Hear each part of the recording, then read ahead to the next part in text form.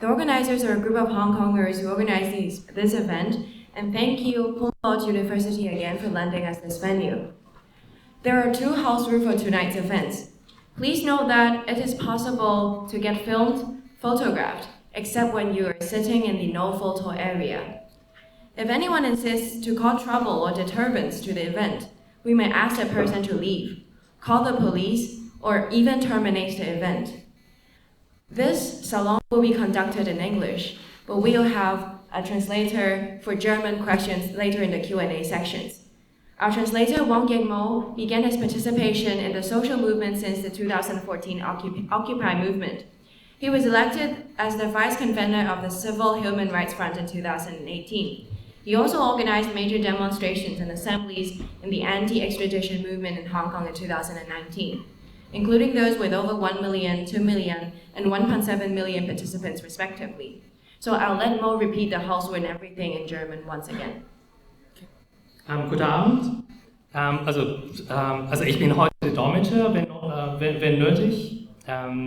Also die Veranstaltung heute wird von Germany Stands with Hong Kong organisiert. Und vielen Dank Humboldt-Universität für den Saal, dass wir heute den Saal benutzen können. Die Veranstaltung heute wird auf Englisch durchgeführt. Aber Fragen auf Deutsch sind auch sehr herzlich willkommen.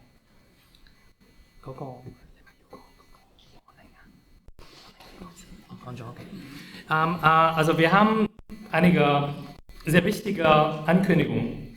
Also bitte achten Sie, dass Sie möglicherweise gefilmt oder fotografiert werden.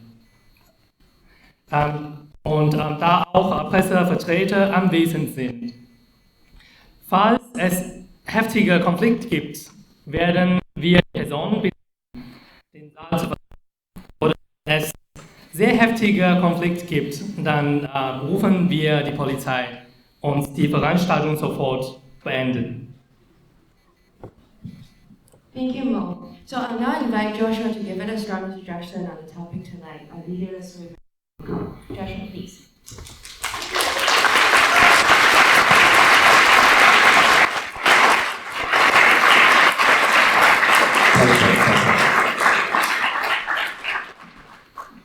Thank you for the invitation from university and also Hong Kongers in Germany how to organize this event.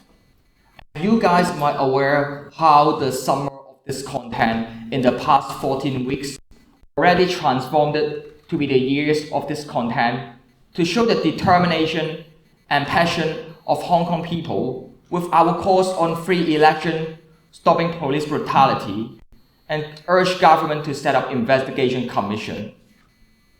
But before sharing how the year of this content will continue in the next few weeks, in the next few months, especially after the 1st of October, the China's National Day, I hope to have a brief review on what's going on in the past 5 years.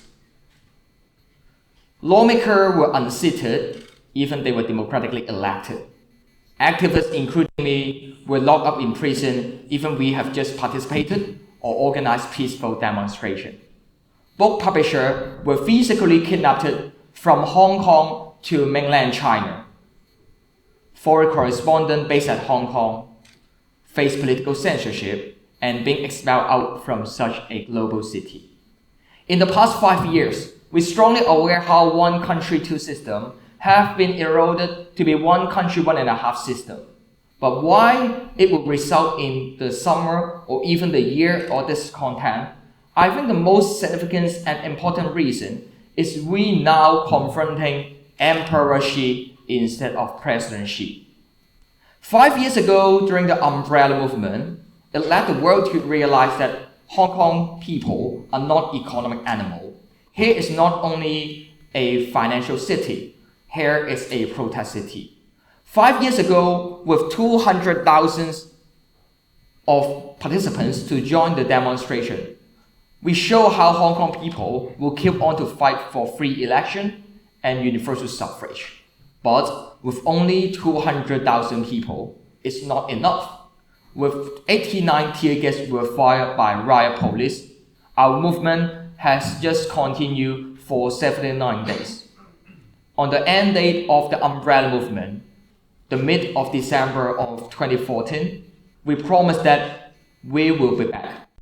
5 years later, with the crackdown of human rights and how Hongkong is not only one country, one and a half system, it's the total collapse of the one country, two system, we come back with even stronger determination with 2 million people.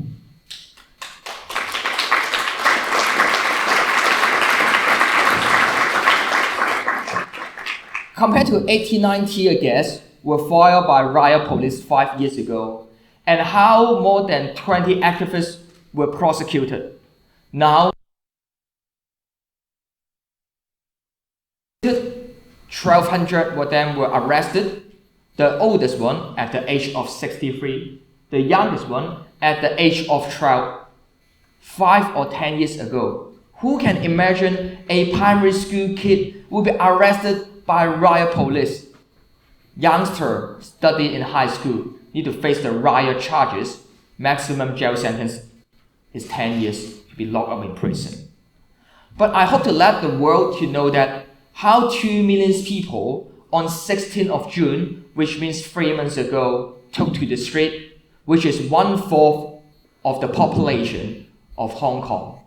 And it shows how Hong Kong people will not be threatened and being silenced by the hardline suppression of Emperor Xi. As the brief review of what's going on in the past 5 years, no matter how we hope to talk to the street, result in being jailed, or how we hope to enter the institution but being disqualified, our candidacy, and unseated by the government, kicked out from the office directly. I think how our movement must continue is because now or never in this uphill battle. Of course, I'm strongly aware that compared to 5 years ago, being recognized as the leader of the umbrella movement, now we are engaging in such leaderless movement. I'm not the leader anymore. I'm just one of the facilitators, such as every one of you. We hope to engage in this leader, in this movement.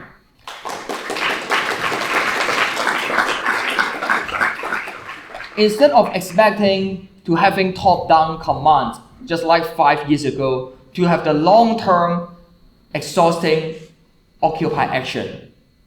In the summer or the year of discontent, with the creativity and passion of Hong Kong people, our movement continued for more than 79 days, and now it's the 92 days of our movement already. And I believe our protest will continue at least until 1st of October, the China's National Day, because Hong Kong people are aware that now is the fight and continue until the day we have victory. Withdraw the bill is not the victory, even it's the symbolic achievement, but one day Hong Kong's people is still far away from genuine democracy. We must keep on our fight to let the world to know that Hong Kong people deserve democracy, and that's our movement continue.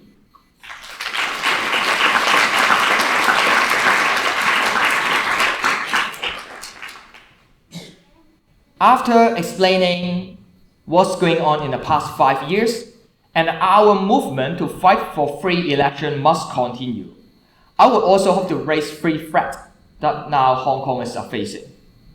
As we know that troops were moved to the border a few weeks ago, we can't totally expect or predict President or Emperor Xi Jinping will act rationally. Will the troops sent to Hong Kong crack down on protests, silence the voice of dissident or protester, or allowing Tiananmen Square massacre 3 decades ago happen in Hong Kong again? My answer is never say never. Apart from Beijing might be considering to use troops to silence our voice, we also aware on how Hong Kong government, the leader, Chief Executive Carrie Lam openly declared that Hong Kong government are considering to execute the emergency ordinance. Emergency ordinance authorized the power for Hong Kong government to shut down the internet, cut the public transport, and cut the air traffic. It might be the way and the method for Hong Kong government to generate more and more chilling effect, and even appointed secret police, not only Hong Kong resident, but even armed police from mainland China can be authorized by Hong Kong government to be the secret police in Hong Kong police force. As the facilitator of this movement, I'm not the leader anymore, but I just hope to through my position to let the world to put a global spotlight on the strike of Hong Kong instead of my personal journey. I've been arrested 8 times, jailed for 3 times, but the number of days for me to spend in prison is just 120 days. Compared to activist Edward Leung being jailed for 6 years, the price I pay is just a small piece of cake. That's why I hope to let the world, especially the Chancellor of Germany, to aware that now is the time to add human rights cause in the trade negotiation between European Union and China. We should let the world to know that human rights should not be overridden by business interests and trade deal. Human rights must be focused.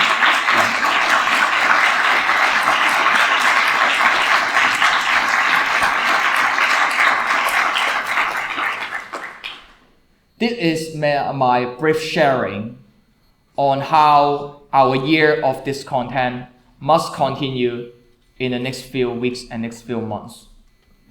As I've mentioned before, Hong Kong is the new Berlin in the new Cold War. Compared to last century, what's happening under authoritarian rule, Hong Kong people now are facing the life-threatening force and weapon used by riot police, indiscriminately not only targeted protesters, but even first aider, journalists, and even passenger in subway, or just ordinary citizen. In such crackdown of human rights and political crisis generated by President Xi Jinping and Carrie Lam, I hope the world could stand with Hong Kong. With the chaos of trade war, with the Taiwan presidential election on next year, and how China has stronger intention to make friends with Germany and other countries from European Union. We're strongly aware that it's time for politicians and civil society in Germany, they should stand with Hong Kong people, fight for democracy. We know now is the uphill battle, now is the difficult time for us, but with the solidarity and unity of Hong Kong people and people around the world to stand with Hong Kong, I hope we can let people stand in the front line. We could let kids join the protest and know that Hong Kong people never walk alone. Thank you.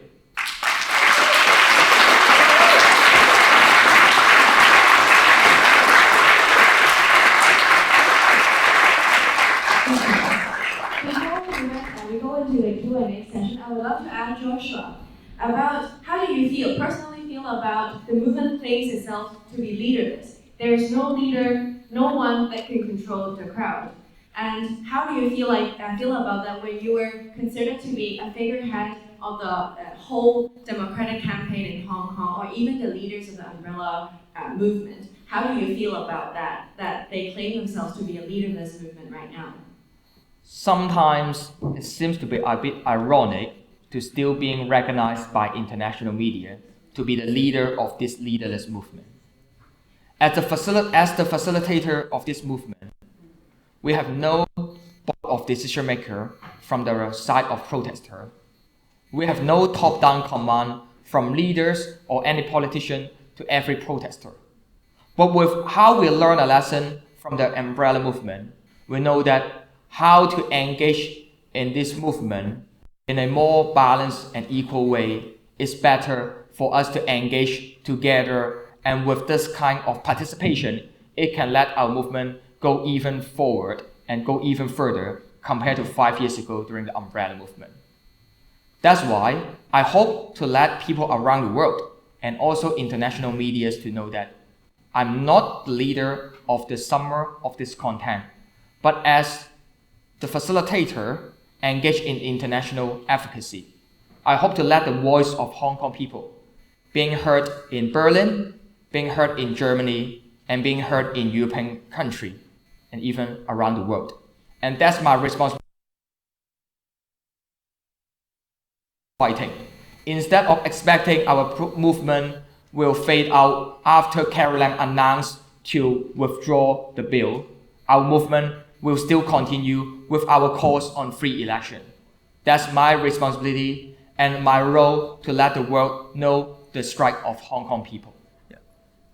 Thank you very much, Joshua. Now we would begin the Q&A session. But to be clear, we would love to invite the audience to ask questions first before the press. The press can conduct interviews or ask questions of Joshua later after this event. But we wanted to keep this event as a sharing opportunity between the audience and Joshua. Is there any questions for Joshua from the floor?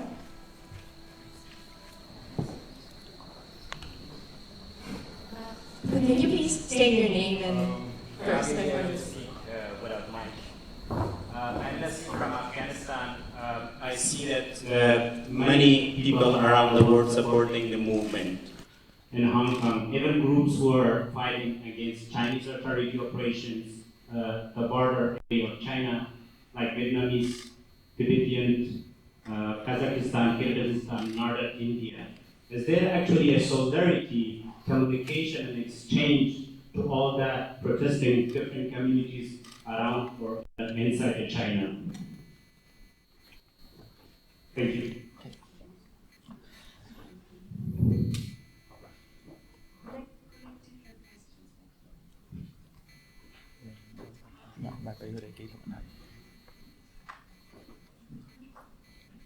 Okay. So I will answer this question first. How we strongly experience the uprising China model with the sharp power. They expand the influence not only inside Xinjiang, Tibet, Hong Kong, and Taiwan. Beijing even expanded its influence to Asia Pacific and European countries, no matter with a Huawei 5G technology issue discussion being widespread in Germany, or how the Belt and Road Initiative is just the tactics for Beijing to take advantage on those developing countries or in several European countries. So I think how to engage in countries around the world and international community with our solidarity, and it's time to let Beijing to learn a lesson. They should respect on the international rule. Yeah. Hi, I'm Cornelius Siegmann, and I know that you met 2 nights ago, I believe, with Foreign Minister Habermas, and today I think you met with several members of parliament of different parties. So my question is, what did you talk about with the foreign minister, and what did you talk about with the MPs today? What was their response? Was it for you? Was it satisfactory? Safeguard Hong Kong political and economic freedom is not only the responsibility of Hong Kong people, but world leaders absolutely will have a say on it. Few weeks ago, after the G7 summit, we are aware on how world leaders issued a joint statement, recognize the existence and importance of Sino-British Joint Declaration that guarantee Hong Kong people enjoy high degree autonomy after the transfer of sovereignty, and that's the international treaty registered in the United Nations. And I hope to let the world leaders be aware that we will keep on our fight. And refer to your question, what I have been discussed with the foreign minister and several MPs from different political parties. I emphasize on the threat of the emergency ordinance, because once Hong Kong government decide to execute the emergency ordinance to shut down the internet or to block the free flow of information, it's not only result in a crackdown or the erosion of Hong Kong, but also world economy. When we recognize Hong Kong as the Asian financial center in such global city facing such uncertainty, I just remind the foreign minister. I hope he can send a clear message to President Xi Jinping. Political crisis must solve by political system reform. Sending troops or executing emergency law, similar as the martial law, must not be the way out. When I discuss with several MPs, I also emphasize the importance to stop to export any kind of weapon to Hong Kong riot police. Germany government should not be the supporters of police brutality in Hong Kong.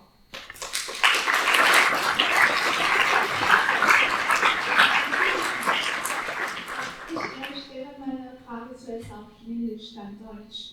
黄先生好，就是有很多媒体说，他们说香港人就是在追求民主的、自由的，后面还有一个很重要的原因就是经济原因，特别就是年轻人，因为房价太高了，他们买不起房，而且现在工资又比较低，所以我想就是请问你的意见是什么？还有就是你认为四大家族，就是香港最富有的四大家族，他们是不是应该向社会多让一些利？或者是减少一些垄断？还有就是昨天李嘉诚先生说，他说我们的社会应该对年轻人宽容，年轻的示威者。可是呢，年轻的示威者也应该就是多理解政府的难处。请问您怎么看？So part of the reason for young generation took to the street. I'll first translate the question first. The lady's question is whether she and Joshua considers the economic burden that youngsters have in Hong Kong because it's very hard for us to afford houses, real estate in Hong Kong. It's part of the reason why we fight for democracy. And another question is that she asked Joshua about does he believe that the fourth biggest tycoons in Hong Kong should play a role in all these movements? And the last question is whether Joshua thinks that youngsters should be more understanding towards the government. Yes, Joshua, please. Part of the reason for young generation took to the street absolutely related to lack of upward mobility and how the uneven income distribution just trigger more and more discontent to the government. But in this movement, I think it's more related to how Hong Kong people hope to determine our own destiny, hope to determine our own way of living. In this movement, we have more than 2 million people took to the street. Just remember, Hong Kong might be the global city with the lowest birth rate. So we have cross-generation support. From youngster to elderly, from millennials to baby boomers, from lower class to upper class tycoons, all we stand with solidarity and unity to urge government give us back the right to have freedom and democracy, and it's a must to stop police brutality. According to the survey conducted by Chinese University, more than 80% of Hong Kong people urge government to set up independent investigation on police brutality led by retired judges. In Hong Kong, in the past few decades or even since last century till now, never we will have such political demand or request to the government get the majority consensus of more than 80% supporting rate. So which means that now it's not only young generation stand on the front line, and that's our assumption and memory recall 5 years ago during the umbrella movement. From 200,000 people to 2 million people joined our strike, which just show that no matter youngster and elderly, all we stand as one with our determination to fight for a better future.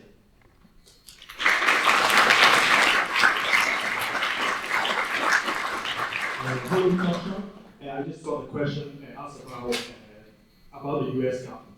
So there is recently the United States Congress have published a law which is called Hong Kong Human Rights and Democratic Acts, which will punish some of the Chinese or Hong Kong government officials in different ways. And some of the politicians are mentioned about there is some of the chance which will lead Hong Kong to have a universal suffrage on 2020. So how you see the incident and how you see the law which is at Hong Kong. Thank you very much. The first time for me travel to Washington DC to the Capitol Hill was in 2015, the trip that I followed Martini to meet with several congressmen and senators. In 2016, I've already advocated on it's a must for US Congress to pass the Hong Kong Human Rights and Democracy Act to show their support to Hong Kong's democratization, and also it could authorize US President to freeze the asset or deny entry of any government official abuse of power and suppress on Hong Kong people freedom. Of course, frankly speaking, I don't expect that this bill will immediately pass tomorrow or 2 days later. But I think now is the time we seek for bipartisan consensus. Bipartisan consensus is not only related or included in US or Germany, but also around the world. Of course, I know in countries around the world, people might have different criticism, hesitation, or insight towards politicians, especially the current administration in several countries.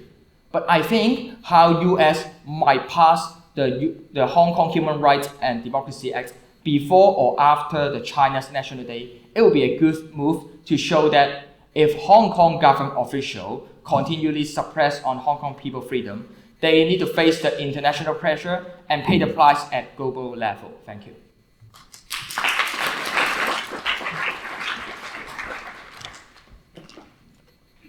First of all, the expat community, but also the international community. I don't think I would have the courage to do what you do now, 20 years ago. So, first of all, thank you very much. Now, I only have two questions, but I think you have already answered one of them. So here's the second question. It is often said that this extradition law, or the so-called amendment thereof, is the communist government or the ruling fraction of the communist government to tighten its financial interests in Hong Kong. And having said that, there will be factions of the communist government who have a vested interest to fight against it.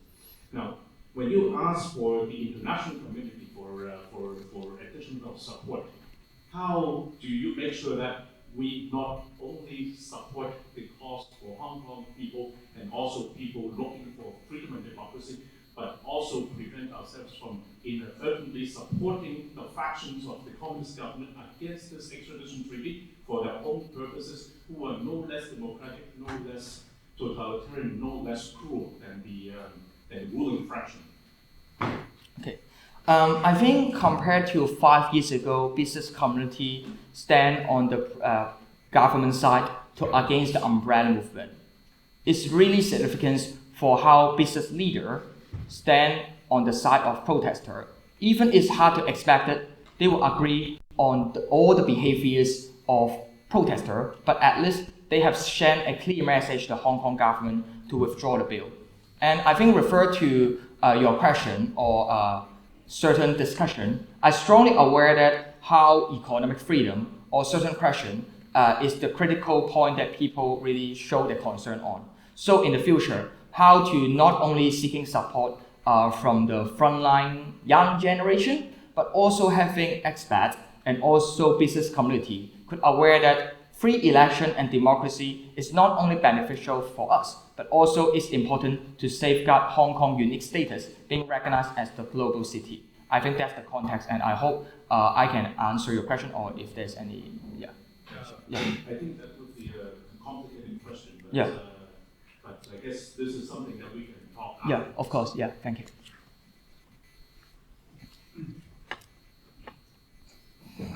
Thank you. My name is Wang. I'm a Chinese mainlander. I have been living in Germany for 30 years. So my question is, I've just heard about your goals and points. Thank you for telling us. I get every information from the German press and the social media internationally. So I'm very confused about your political goals. So I'm not clear actually after hearing what you are talking about. What's the final goal of the political pursuit? The independence of Hong Kong or just universal suffrage? These are two things. And you were talking about, so you are hearing about martial law in Hong Kong. But what we get the pictures, the videos we get, I think they are not fake. So enough to let me have the impression that you are just rampaging the airport and everything that's not democratic, subways or public orders.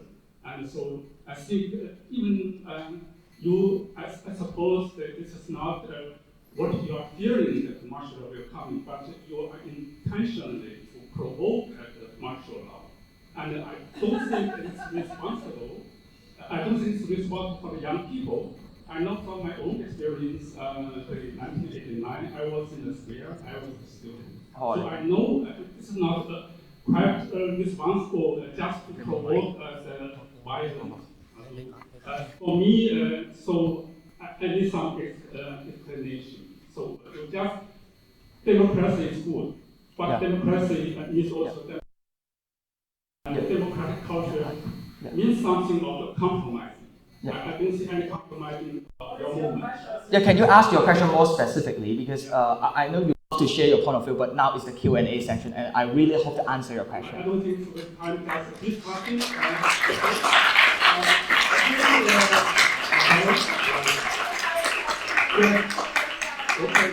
Final goal. If you want. Oh, yeah, final goal. This is the first question. Independent Hong Kong, yes or no? I just want to. Okay. Yes or no? Okay. Okay, so this is the only question. Okay, yeah, better. Next time, ask more specifically. If still have next time. Okay. First, okay, for the summer of this content, since the early of June, we have 5 major demands.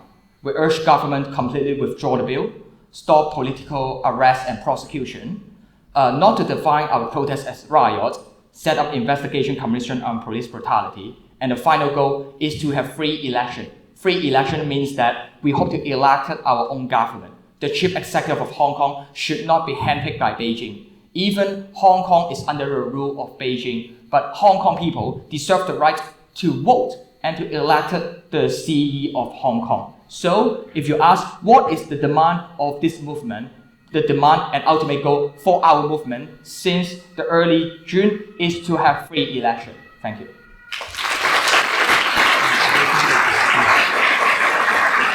Well, my name is Mo. I'm the vice convener of Civil Human Rights Front in Hong Kong. We are the organizer of major demonstrations. I would like to supplement on what Joshua just said. Now, this audience, you've mentioned the martial law. I would like to share some experiences in Hong Kong. So, in metro stations today in Hong Kong, people are body searched. The police will search ID cards of the normal citizens. And then on buses. So this is what's happening now in Hong Kong. Police would storm into train stations to beat people up, which, although the government has not officially announced martial law, but what we see today in Hong Kong is not too far away from martial law. Kids who go to school, they're being body searched. When they have a mask in their bags, they get in trouble. So now, you've also mentioned in the airport, the vandalism or like the so-called violence, and some vandalism in MTR stations. I would like to say that every actions that the Hong Kong citizens do, there must be a reason. It's always action and reaction. Do you know what the MTR company has done to the Hong Kong citizens? When mafias try to attack citizens, passengers, the MTR company force passengers out so that they can leave, so that they would leave the passengers invulnerable to the triads with weapons. And then on 31st of August, they even kept the passengers inside the train. And then meanwhile, they were waiting for the police. Over 200 riot police and special tactic teams storm into the station, attacked citizens indiscriminately. So this is what happened with MTR company. And as normal citizen, what will you do as a revenge? I mean, Hong Kong people are very peaceful. They try not to hurt anyone. And the only thing they can do is to protest inside the MTR station. So this is what we do while people are beaten until their bones are broken. They don't beat the police back. They only go into the MTR station and protest there. So when you call the young protesters as violent, I would like you to reconsider your statement and please compare the degree of violence by the police and the youngsters. I would say 99% or even above this is from the state.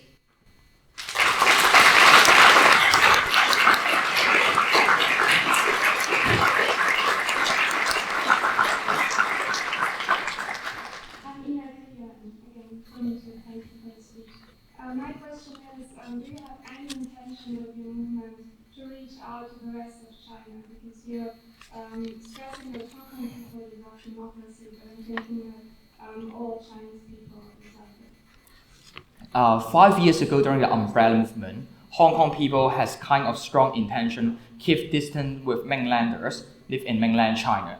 But especially as I mentioned, how we learn a lesson in the Umbrella movement. Now during the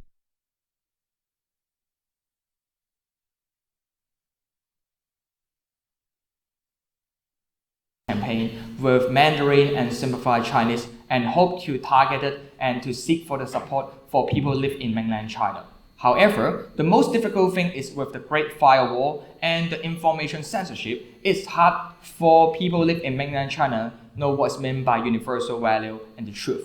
But we all know that under the rule of Beijing, we hope finally first is Hong Kong and next is mainland China. No matter Hong Kong and mainland China, both places should be the place that finally people can enjoy freedom and democracy.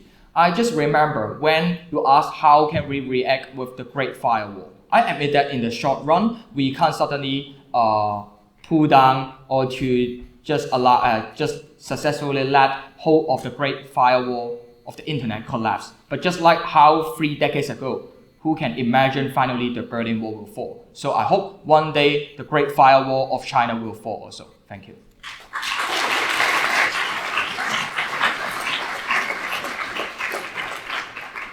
Hi Joshua, I have 2 questions. The first one is if people in Berlin want to get involved and actually help and show the solidarity, what is it we can actually do, not only in Berlin but also in entire Germany? And my second question is, what do you think, how will the protests in Hong Kong have an effect on Taiwan, especially regarding the upcoming presidential elections? Thank you, and thank you for what you're doing. Thank you. In Hong Kong, or Taiwan, in the past we might say that today Hong Kong, tomorrow Taiwan, which related to the interference of Beijing authorities. But instead of having such kind of negative prediction, I hope to be more positive and more optimistic. Today Taiwan, tomorrow Hong Kong. I really hope Hong Kong one day can be the place similar as Taiwan that allow people live in their places to enjoy freedom and democracy. And for the upcoming Taiwan presidential election, I think Beijing made a strong mistake and huge mistake to propose to implement one country, 2 system in Taiwan on early of this year. Because with such proposal mentioned by Beijing, it's just trigger more people in Taiwan just pay attention to what's going on in Hong Kong. With the worst model of implementation of one country, 2 system in Hong Kong, I don't believe Taiwanese people will have any trust on one country, 2 system. Taiwan people can still make the choice to accept or reject one country, 2 system. But few decades ago, during the closed-door negotiation of the Sino-British Joint Declaration, Hong Kong people even don't have a say on it. And that's why we have to continue our fight and determine our own destiny.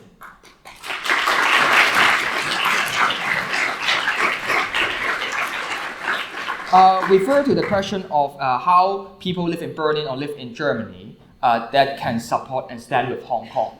I think how to put more pressure and advocacy and to urge MPs of your district to support Hong Kong is really important. We know for the administration, for the German government, they might have certain hesitation or burden, and it might be more difficult for them to take a tough line against China authoritarian rule towards Hong Kong.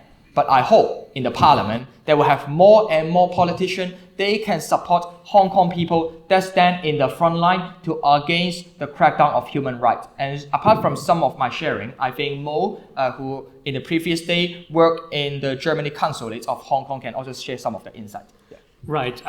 Today I'm wearing this T-shirt. It's 1/2,000,001. It means we are all one of the 2,000,001 people who took to the street on the 16th of June. Now you ask how people in Germany can help in Hong Kong. Imagine 2 million of people taking to the street in Berlin or any part in Germany to tell Frau Merkel, stand up for Hong Kong. What do you think she will react?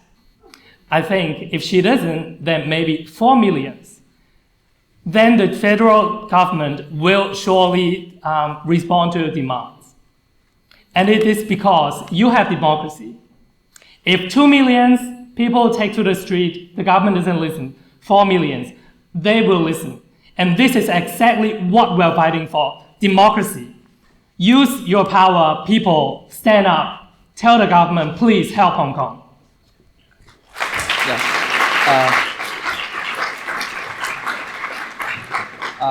One point I would like to add is before the weekend before 1st of October, the Chinese National Day, I know country or city around the world might have certain assembly or demonstration to support Hong Kong's democratization, just like not only in Hong Kong but also in Taiwan. And if there's any assembly or protest in Berlin or Germany to support Hong Kong, I really encourage all of you guys to join it on 28th or 29th of September.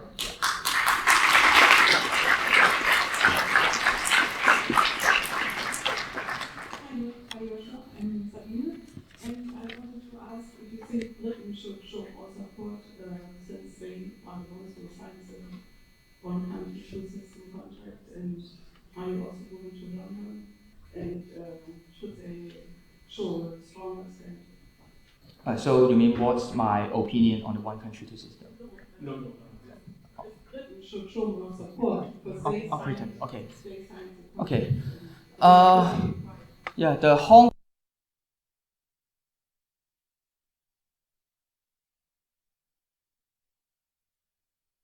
from UK and China to participate. Hong Kong people even can't send any delegation, any representative, and never have a say on it. It's really ironic when we discuss about the future of Hong Kong and how will the political and economic status of Hong Kong change after 1997. But Hong Kong people even can't have any representative to join the negotiation. And this closed-door negotiation just decided the sovereignty of Hong Kong will transfer from UK to China. Of course, we can't decide our destiny a few decades ago. But I hope when Hong Kong people facing the expiry date of the Sino-British Joint Declaration, which related to the 50 years unchanged policy, I hope in 2047, the political and economic status of Hong Kong could be determined by Hong Kong people instead of just being dominated by Beijing. And I hope, and also I'm aware, even UK government now is suffering in the chaos of the Brexit arrangement or etc. And it's just result in they have less incentive to support Hong Kong's democratization. But just like how UK government stopped the crowd control export to Hong Kong government, they stopped to export riot police weapon to Hong Kong since late of June to be the first country make such an announcement. And later on, how on late of July, European Parliament just passed the resolution to urge European country not to export those weapons to Hong Kong. I think UK government, they take a more active role because they signed on the Sino-British Joint Declaration, and Beijing claimed that the Joint Declaration is invalid, and they should not keep silence because Beijing do not respect on the international treaty. They should need to pay the price. Thank you.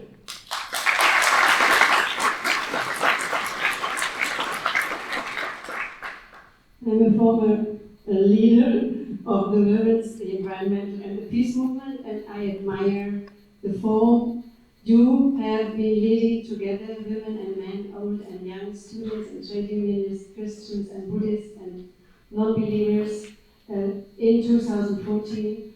But I had the first experience of cooperation with Hong Kong democracy people in 1989 when I had all the night in my office interchange with students of Hong Kong who sent me the information about the massacre on Tiananmen. So I have a big respect and big adoration, and as we are here at the Humboldt-University, one theoretical question, maybe there is a Chinese and Hong Kong spirit and tradition of non-violence too. Many people speak of Gandhi, they know about Gandhi, but I have the impression, even with the Tiananmen people, how they worked, how they have had the songs. They had the song "We Shall Overcome" from Martin Luther King in '89. And when I saw you with the umbrellas, I had the impression there's a specific philosophical and personal and ethical non-violent tradition in these movements. And my second question is relating to her. I try to organize solidarity here, it's rather hard, but I know how many people are traveling to China. They all want to see modern China. How many people are buying very cheap, sometimes fake products from China. Many people are going to exhibitions. We have now a big exhibition on Chinese design. So I think there might be more forms of solidarity to show to Hong Kong and show some desire to have more human rights in China too than just going to the streets. There is a variety. And to boycott consumption is the old tradition of Gandhi and of Martin Luther King So what is your question? and others. Because I was interrupted because I have talked too much. Sorry, I had two clear questions. My third question is, do you have any connections to Greta and Fridays for Future?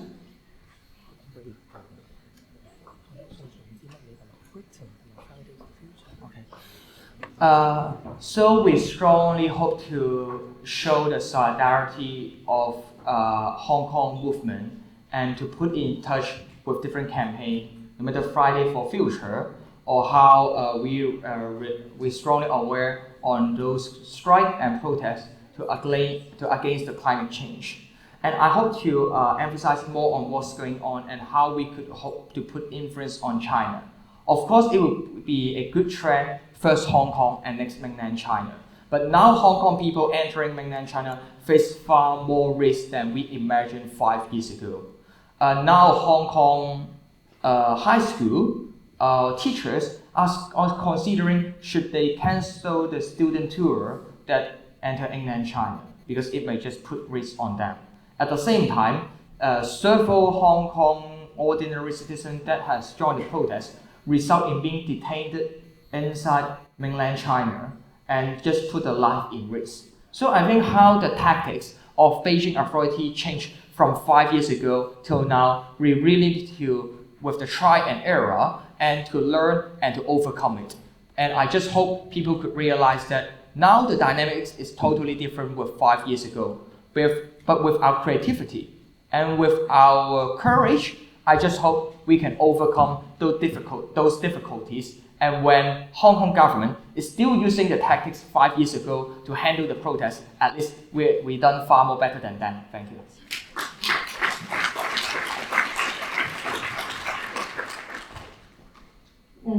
Dear Joshua, thank you so much for being here. My name is Domingue and I'm from Germany. I wanted to add, some questions were already answered, but for example, I was worried. Donald Trump just had a meeting in North Korea about nuclear affairs, and so the German politician Margaret Krause just said that we have to do everything to support you because you defend our values and democracy. So also in some reports were said that Heiko Maas knows also that peace politics and peace talks are actually undercover warfare. So what do you think might be then the interest of Western imperialists interference in Hong Kong's fight against China, especially as a global international trade area, and how to prevent being used by these dominant outside powers? And then one question was, so I just had seen a Twitter from you where you were asking, for example, in the worst case, Germany for providing, for example, for Hong Kong people visas or helping their out in worst case scenarios. So in terms of human rights, what is your opinion about this human rights attitude, especially from Germany also, when if they would approve, for example, the Hongkongese visa, but at the same time they would send 30,000 Nigerian refugees and other families, even sick people, disabled people, or children even back home to war countries. It's actually also not really legal justification there, and many violations to human rights here too, with this mass deportation. So what is your opinion about that? Sorry, so many questions. Okay, I try to answer. First, I refer to the current student and working visa scheme for Hong Kong people. I think if Hong Kong government decide to execute, to use the emergency ordinance similar as martial law, or how they continue the crackdown of protests with life-threatening force of riot police, it's the time for Germany government to review the current mechanism, and they should take care more on the needs of Hong Kongers suffer in such political crisis. And refer to my opinion on Western influence, or someone might define it as kind of foreign interference. From my point of view, Hong Kong is a global city. Not only Beijing have a say on it. When Beijing has certain possibility send troops or tanks to Hong Kong, when it's not only threatening Hong Kong people, but also generated the chilling effect to the world economy. Of course, world leaders and citizens around the world, they deserve the right to have a say on it. So instead of worrying to having Western influence, I would say that in South Korea, you will see no influence from Western country.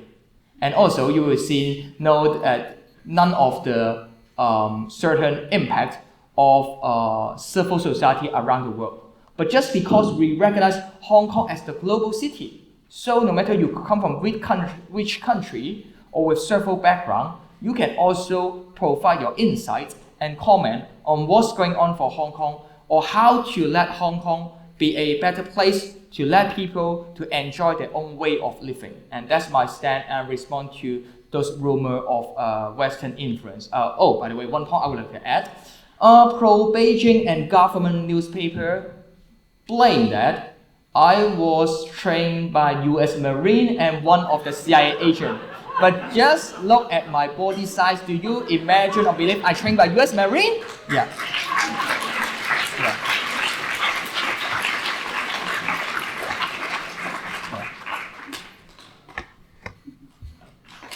Joshua, welcome in Berlin.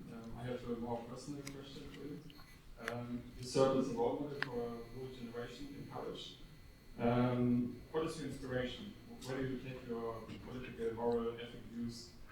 Ethics?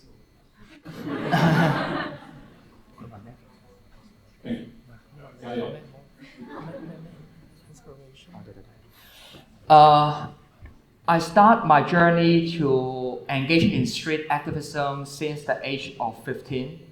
I guess people might be really curious why a high school kid will start the journey at the age of 15.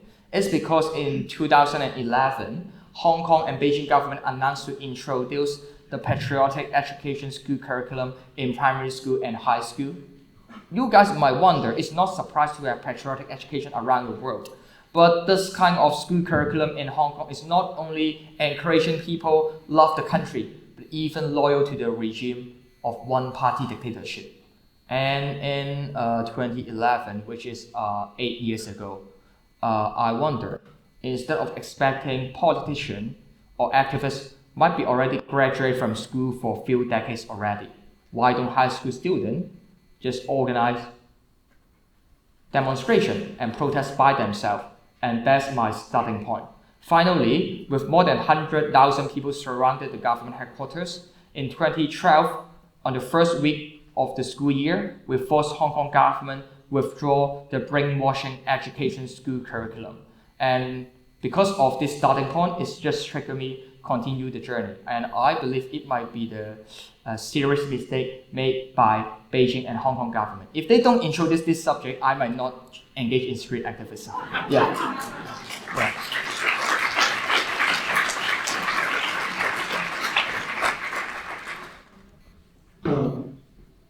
Freedom and democracy are aspiration for all of us. Therefore, the opinion of minority should be tolerated and respected. Fighting for democracy and freedom is one thing. It's easy to convince the people around the world to support the movement in Hong Kong. But if you are talking about the new Berlin or the new Cold War, you are actually talking about the geopolitics between the great powers. I'm not sure if you understand geopolitics. Even the US is not saying a Cold War against China. It's very likely that the 7 million Hong Kong people will become the victims of the power politics. In Europe, Ukraine is one typical example. When Russia annexed Crimea, the West can do nothing. Geopolitics is a dangerous game. Do you think that it's a responsible way to say that this is a Cold War?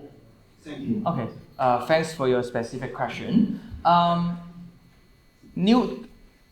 or 2 years ago, absolutely, I will not describe or recognize how Hong Kong suffered in the new Cold War. That's my stand. But with how the US-China trade negotiation just went into the chaos, I think you agree on it. And we're also aware how it has been described by lots of China experts and think tank leader or even scholar aware that how the tension and the negotiation between US and China just generated the new international relation or dynamics in such Cold War.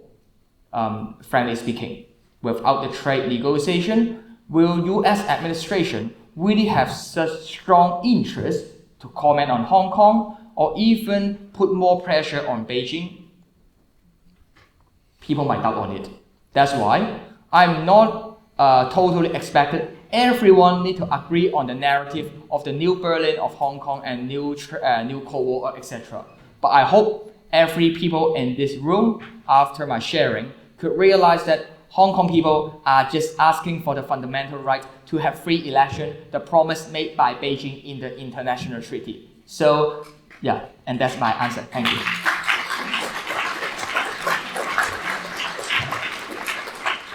Hello, Joshua. I'm from Australia. Firstly, I want to thank you for your visit, and I think what you're doing in Hong Kong is really important, not just for Hong Kong, but for the international community, whether we support democracy and human rights for the international community.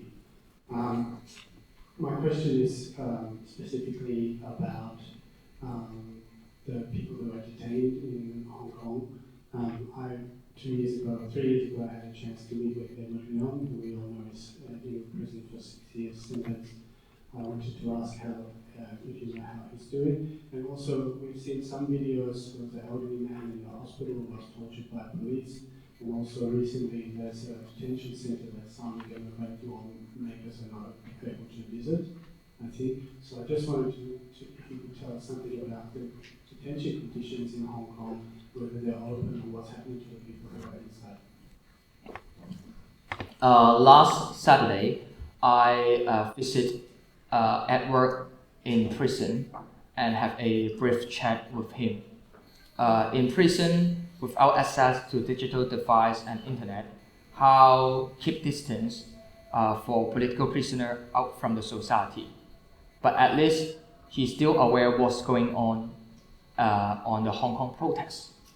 And for the situation of the detention cell, I was arrested last Sunday when I tried to take a flight to depart Hong Kong. I would say that if for Hong Kong riot police, when they need to handle arrested person with political background or certain popularity, just like me, they will be more careful. But for ordinary citizen, no matter high school girl or the primary school kid at the age of 12, we heard about they have been tortured by police inside the police station, inside the detention cell without CCTV. Also, sexual harassment and far more radical force have been used by police to beaten them, and even they can't left the police station or left the hospital to attend the court hearing. So I think how the police brutality is already become the reason for people continue take to the street and join the strike. And I hope people could aware that police brutality is far from our imagination and far from the standard 5 years ago. Compared to 89 tear gas fire 5 years ago is already the big news in Hong Kong, but now, yeah, they fire tear gas every week. more than 2,000 and even 3,000 tear gas might be fired already. And I hope people around the world, especially in Australia, might strongly aware on the expansion of sharp power. Just like students in Australia hope to set up the Nannan War and the booth to support Hong Kong strike, but just result in mainland Chinese students study at Australia to beaten Hong Kong students. And I also, before I went to prison on mid of May, I watched Secret City, produced by Australia in Netflix. And I think how they are not only time. Yeah, I still have time to watch Netflix sometimes. And how the influence of China is not only in its territories, but even expand to the Asian Pacific and European countries. I think it's just justified why world leaders and people around the world should pay attention and stand with Hong Kong people. Yeah, thank you.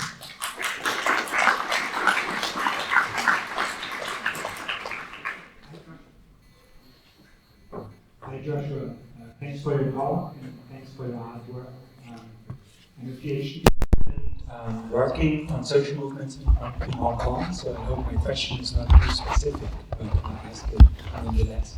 You mentioned that there's a difference between being a facilitator and a leader of a social movement, and I was wondering if you could tell us more about that.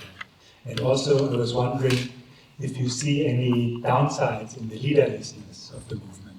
What do you think are the advantages and disadvantages of the leaderless movement? Thank you. Right, may I have the chance to answer this question before Joshua? Since I'm the organizer of major demonstrations in Hong Kong, well, we are very honored to have called out 2 million of people, but then we also know very well this movement is about leaderless movement, while people simply communicating with themselves on the internet, for example, in Telegram groups, and then how this will work out is, when there are opinions, people just follow. And if somebody says something that makes sense, people would simply follow. It doesn't really matter if you're Joshua Wong, if you're Angela Merkel, or you are nobody. So this is how things works out. And in terms of how we can facilitate, as I'm also a member of Demosisto, like Joshua Wong, our members and other groups, they've been trying to get contact with students, youngsters, while they try to organize demonstrations or assemblies, for example. Then we can share our experiences.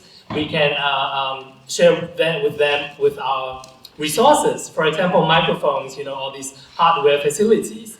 And at the very beginning of this movement, I would say in June, when people took the streets, even without the organization of demonstration by us, because we are normally the organizers, and we saw a danger because they are inexperienced, and people took to the streets out of anger, out of discontent, and they couldn't make their demands very clear. And what we've seen from the screens is, people shouting, people surrounding the police headquarters, so that one of our role is to try, at that time being, is to try to put everything back on track, to have press conference, to make our demands clear, so that these people, these young people, they have time to learn, to not just have a very loose organization. So we have helped them, and hopefully in the future they won't be needing us anymore, because in Hong Kong we have democracy. Everyone's voices needs to be heard, and everyone can organize anything. Okay.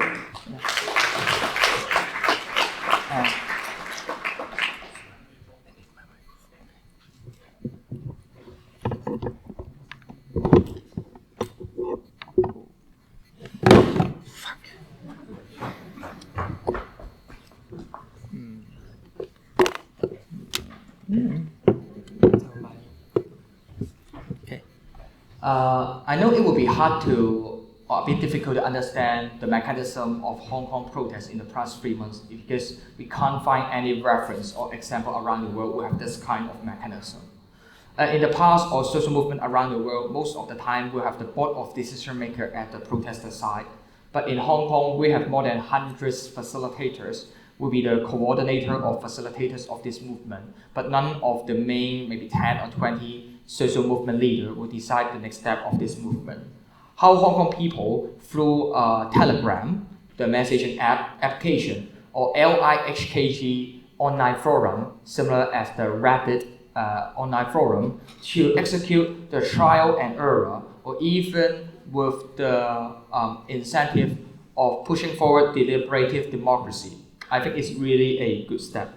It is still hard for you guys to understand what's going on and compared to 5 years ago. I would say that 5 years ago during Umbrella movement is similar as the encyclopedia, which means you will have group of editor to edit and engage in it, and other people after receiving it, and will just be more passively to read it, and that's all.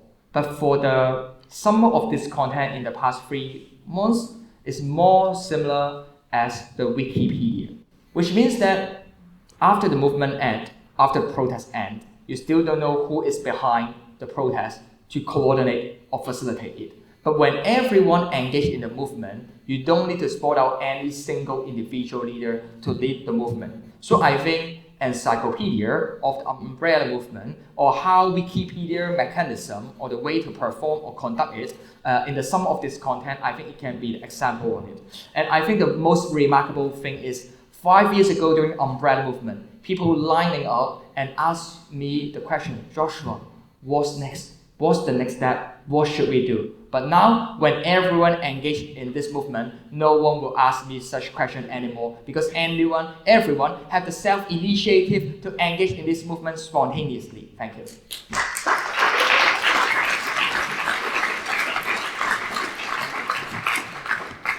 Hi, Joshua. Thanks for being here. My question is related to how does information spreads whenever you have leaderless movement. And I'm also thinking about cases in which it's been demonstrated that it's relatively easy to manipulate public opinion through, let's say, fake news, for example.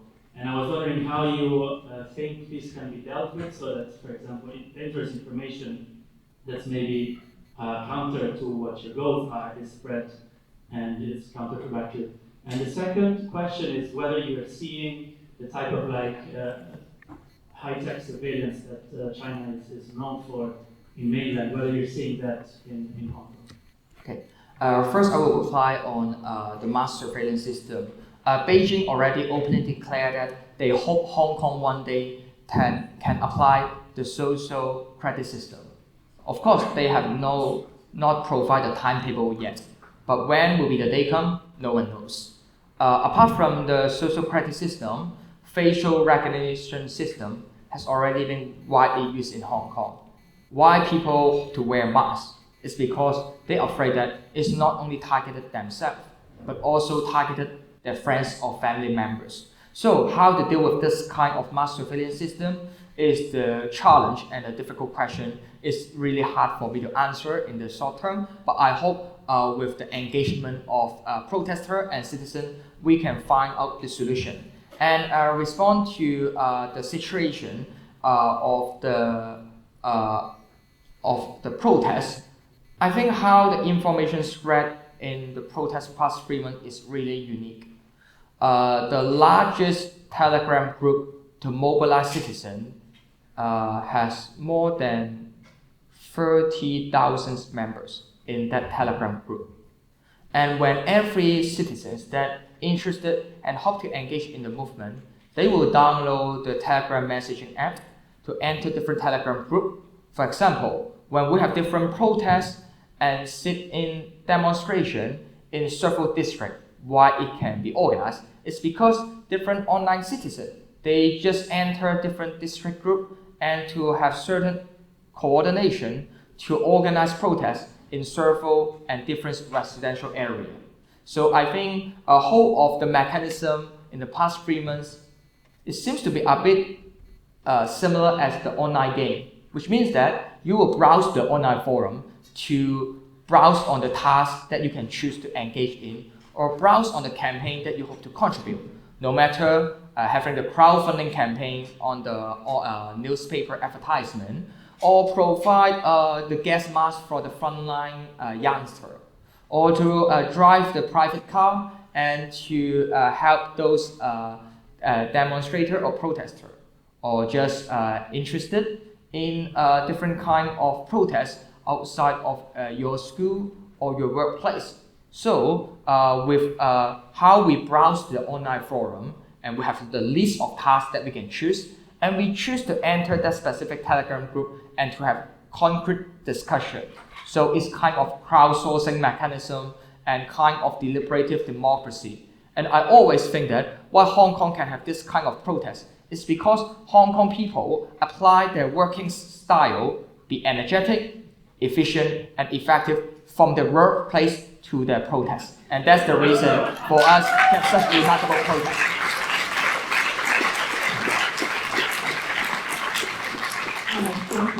My name is Joshua. I'm from Singapore. So watching for the past 3 months from thousands of kilometers away, one is constantly amazed by how creative and really touched by the solidarity of the Hong Kong people. But one is also constantly shocked by the level of violence that's inflicted on innocent citizens, on people who are unarmed. But because the protest movement is so creative, you must have started to do a reverse propaganda and reverse conversion of some of your police people, because they are ultimately Hong Kong. And from what I have read, the people, the black masked and heavily armored police are from a militarized regime under a strongman government. I just want to know whether the protest movement has infiltrated your own police force to convert them to your side of the game. It's a good question, and I really have to share on it. The chairman of Demosisto, the parents of chairman of Demosisto, in fact, is police. Yeah, and we have heard about the tension between the families, but I think it's the first time for family members of police have organized assembly last month to urge Hong Kong government to be accountable and responsible for the political crisis. Yeah, and last Sunday, when I was arrested by police and detained inside the police station, those police just asked me, Joshua, what's going on? And they even asked me why we, which means police, need to take to the street every weekend. It's really exhausting and tired. And that's what they told me. Of course, I think in their heart, they may enjoy to beating people, use tear gas or rubber bullets. They might be really enjoy it on June or July or in August, but I think till September, they finally find some of the ironic situation is where is President Xi and where is Carrie Lam? The whole dynamics is how Hong Kong government and Beijing just stay behind of riot police. When riot police stand on the front line, hope to stop the protest, government official just stay in the meeting room with air condition and do nothing, and refuse to solve the political crisis by political system reform. So I think how family members of police has the idea to organize assembly and put pressure of the chief of police force is really remarkable. And how some of the police resign and even already declare they will run for office on the upcoming district council election to support democracy. It's always show that how even inside Hong Kong police force, there has much more conflict. And we have solidarity, but they don't. Yeah, thank you.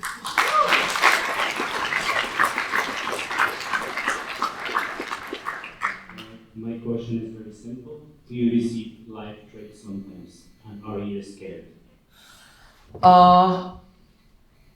online citizens often will send me message with simplified Chinese and to say that they need to kill me, they need to threaten my life and threaten my family members. I also have the experience being beaten on street by some of the pro-Beijing guys.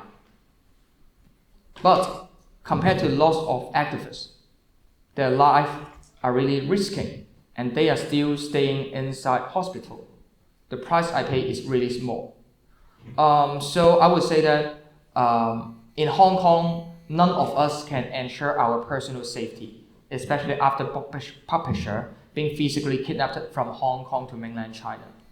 And that's the reason, instead of expecting or assuming some of the iconic politicians might face more threat, in fact, the political reality in Hong Kong is some of the low-profile activists, they face more risk far more than me, because without the media exposure and the pressure from media, police, and pro-Beijing gangs, they could do what they want with less political burden, and that's the situation in Hong Kong. Yeah.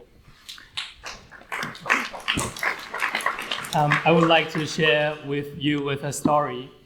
In Hong Kong, the triads, the mafia, they started beating Hong Kongers, and the police they simply turned their back, and they do not punish these people. This is seen as a signal that anyone in support of the police, they can start beating up and hurt Hong Kongers. A friend of mine, a girl, she was only at the Lennon Wall. You know what Lennon Wall is. She was posting words to support Hong Kong with her friends. Suddenly a guy came to them, very friendly, talking to them like a friend. And then suddenly he took out a knife, started to slice them, and my friend was stabbed from the back into her lung, 5 centimeters. She was in the hospital in ICU. Eventually she survived, but from what news reported, I think she might need to be connected to machines for the rest of her life. So it's really horrible in Hong Kong, because wherever you go, you don't know who you are going to encounter. And I think this is not just Joshua or me or Glacier or anyone. This is the courage of all Hong Kongers that we can continue this movement. So I would say, glory to the people.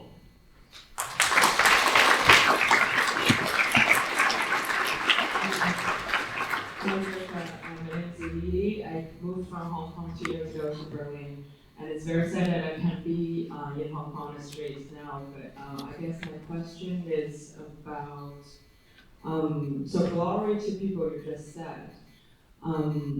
Who are the people? Like, the protest is about democracy, about majority, but I wonder if the minorities also have a say in this movement. For example, that domestic helpers, we all know that they live in a subhuman condition in Hong Kong. It has been an issue for a long time that has been ignored by the society. And we also saw that at the beginning of this movement that the pro-establishment parties have manipulated certain protests to basically protest against the minorities living in Shenhui. So my question is, do you think it has been a consideration, if we talk about human rights, that these minorities in Hong Kong or refugees seeking asylum in Hong Kong, should their demands be considered, apart from the 5 demands? Okay. Refer to your question. I remember last month when I joined the rally, even the labor union of domestic helper joined the strike, because they are aware that how democracy and freedom is beneficial for them to have a more stable workplace and also a better country or city for them to work in. What is meant by solidarity campaign, from my point of view, apart from expecting domestic helper or ethnic minority to support democratization in Hong Kong when domestic helper needs help, or how ethnic minority is suffer in the abuse of power and the inequality. It's also our responsibility as Hong Kongers or as Chinese to support them. So in pro-democratic camp and in civil society, not only political activists just like me, with lots of civil society NGOs, we really hope to let more and more people that might be minority, that might not being easily under the spotlight of the society, their voice can still be heard by the majority. Of course, I know it's not easy, but at least how to let them have a say, and we can have a free election, have a vote to let Hong Kong can be a place with more equal society, and that's also our goal. Yeah. Because of that time problem, we will limit to 2 questions before we end. Okay. Right. I just add some very simple remarks. In response to your question just now, that people march against the ethnic minorities in Shanghai-Po. I think some people might have the idea that these people are taking our money, our resources, but then this is a democratic process. People are learning. I remember that march, that demonstration, a lot of people, like 100,000 people took to the streets, but they are not against ethnic minorities. Of course, some people might have posted something against ethnic minorities, but I think Hong Kong people, we are really lovely because the majority, we try to ignore these appeals and we simply grab their hands because they are our friends, ethnic minorities, Pakistanis, Indians, they are Hong Kongers. And from to now, I only see solidarity. I don't think any Hong Kongers, they will still take to the street to say no to ethnic minorities.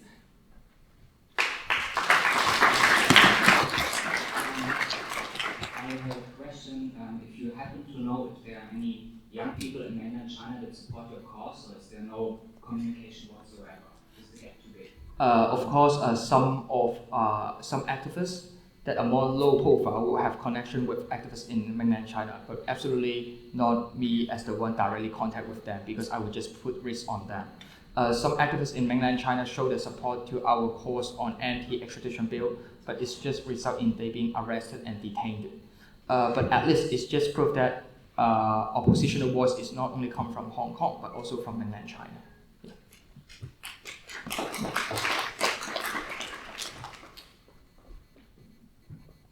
One final question before we end.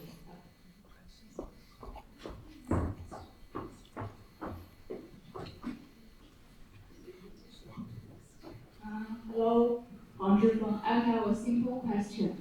I'm a doctor, and I could save life, and I'm proud of it. And my question is, what skills do you have to contribute to this society, to this world, except giving talk everywhere and organizing activities that make people hurt and let them to the hospital? And what you are asking, sorry. before you answer this question, I want to give you 2 sentences. The first is chair mouth pose. No. One more. Sorry, can you repeat your last line? Yeah, I'd love to answer your question, but can you repeat your last line? Before you answer my question, I want to give you 2 sentences. The first is 蚂蚁圆怀夸大国皮肤汉处谈合议. The second sentence is 一国两制持续50年不变. Okay? That's great. You can answer my question. That's great. Yeah, and now it's one country, 1.5 system already. Sorry.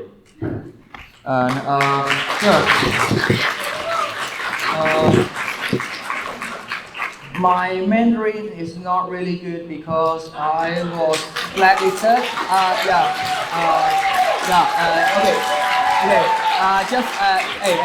Excuse me.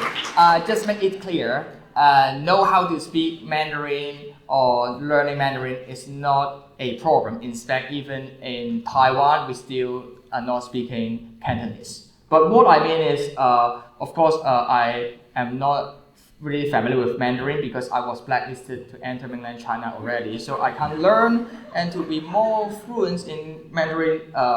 Sorry for it. And refer to your question about your insight of one country, 2 system should remain unchanged for 50 years. That's also my hope. But now, already eroded to be one country, 1.5 system. So now is the time for we, no matter you and I, now is the time for us to stand with Hong Kong to fight for the genuine autonomy. Yeah, thank you for your support.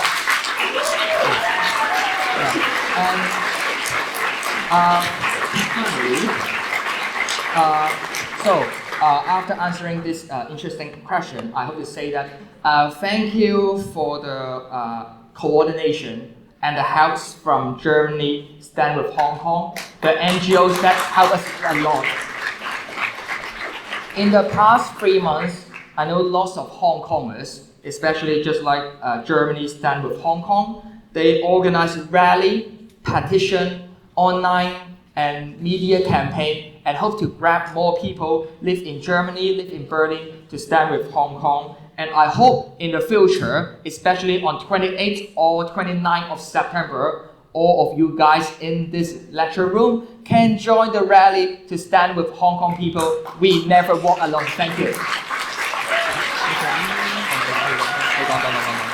I'm sorry, I really don't want to take this time, but as you said, you're a medical doctor. I would like to remind you that in Hong Kong, the injured people, protesters or just citizens, they don't dare to go to hospitals because police will hunt them down. They will go to hospital and arrest any people hurt in specific areas. And some medical personnel, maybe like yourself, might even call the police to arrest the protesters. What we are doing is to fight for freedom. And there are so many doctors working underground for these people who don't dare to go to hospitals. And these doctors in Hong Kong, they're overloaded. They're calling for help. So you as a medical doctor, maybe first thing that you can learn is to determine what is right and what is wrong. Because beating people up is incorrect. Second thing is you might learn from your fellow doctors and to help people instead of criticizing freedom. Thank you.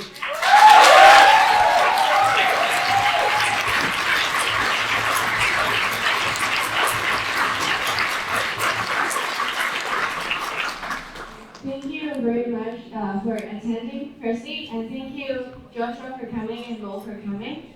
And we would love to acknowledge once more our organizer, Germany Stands with Hong Kong. Thank you for their contribution for the past 3 months in petitions, organizing rallies, and in many other ways pushing for attention in Germany for Hong Kong situation. And they are facing pressure from various kinds of authorities, so please show our support to them. And later, there will, in the 9th of June, there were assemblies gathered in Berlin in support of Hong Kong civil movement.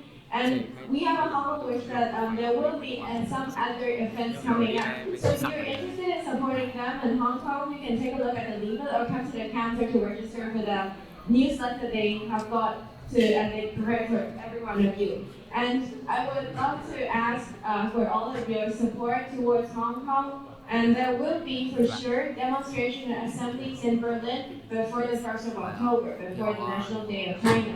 So please show your support to Hong Kongers and let us get together in solidarity. Thank